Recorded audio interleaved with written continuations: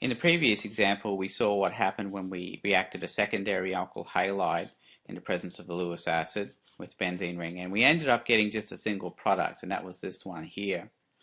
Let's look at what happens when we have a primary alkyl halide. In this instance, we're now going to end up with two products. This one, which would be the product I would have expected, plus another product, which is the same as the product we got up here. And this product occurs because a rearrangement happens with the carbocation. Let's look at why that occurs and how this reaction works. Alright, so here's our reaction. We're starting out with a primary alkyl halide. We know this is primary because the Cl is on the end. Alright, so we go ahead and we first of all will form our carbocation. Happens in the same way as it happened in the previous example.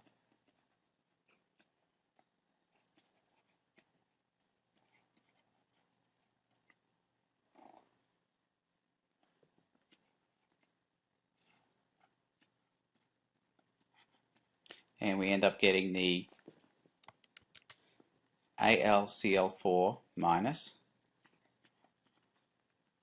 Remember, this is a Lewis acid, so it will accept the electrons from this bond here. We'll get that, and then we will get this carbocation.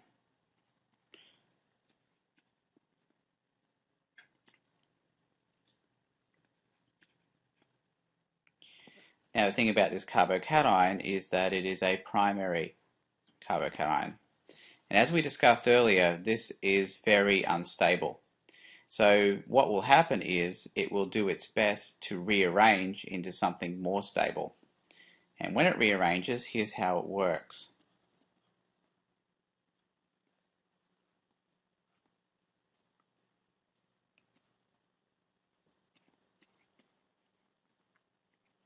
What happens is what's called a hydride shift, where the H and the two electrons belonging to that bond, both of those electrons, end up being transferred to the C along with the H. Now because this C is losing an electron that clearly belongs to it,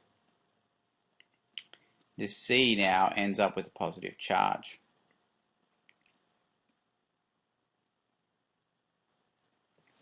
But the situation is that since this was primary, we now are a primary C+. We are now making it more stable by rearranging it to a secondary C+. Now I know what your question is. You say, well, how do you know when a rearrangement is going to occur and when it's not going to occur? Well, my rule would be if it can form a more stable cation, it will rearrange. And in this instance, because the first carbocation was primary, and we can move a hydrogen over and form something more stable, then it would. Now if I go back to the previous example where we had the secondary carbocation, where we started off with this, and no rearrangement occurred of this particular carbocation, that's because if I tried to move a hydrogen over to here, I'd end up with a primary, which would end up being less stable. So in that instance, I could not form a more stable carbocation, so therefore I did not form a more stable carbocation. That was in the previous example where we only ended up with this as the single product. But now, because we can get a more stable carbocation to form, it does form a more stable carbocation, and that's the secondary one here. Now you might be wondering, well, if it's rearranging, how come we're still getting two products?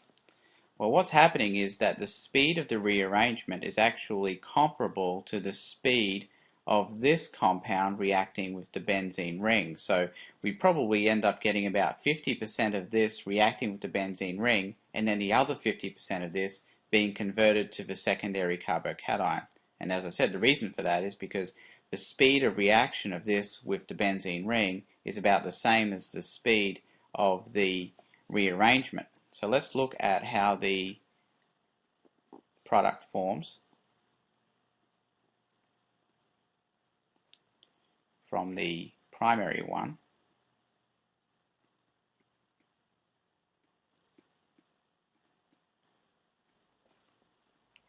And it's the same as what we saw earlier.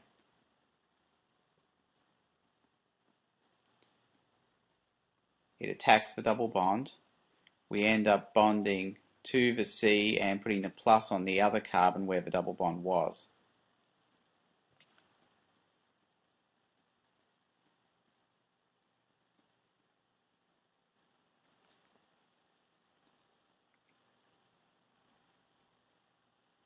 We end up losing the H+, reforming the aromatic system, which gives us our product.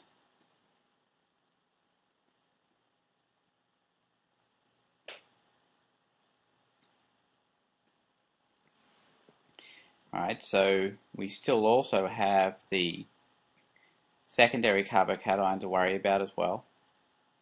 And this mechanism is the same as the one we looked at earlier, but I'll do it here too.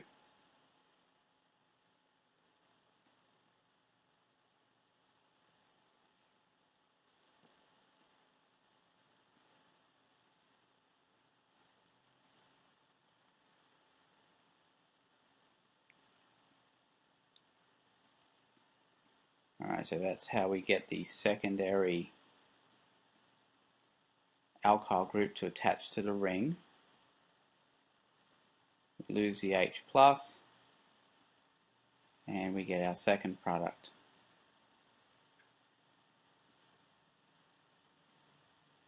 Alright, let me summarize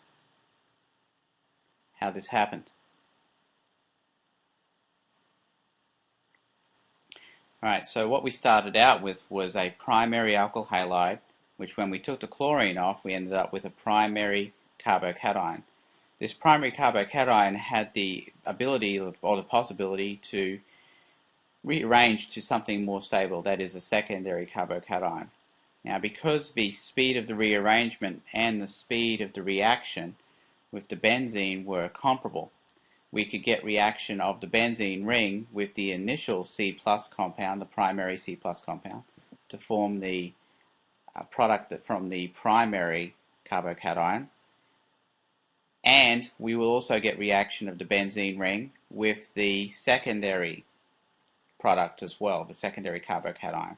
And that will give us this secondary alkyl benzene product.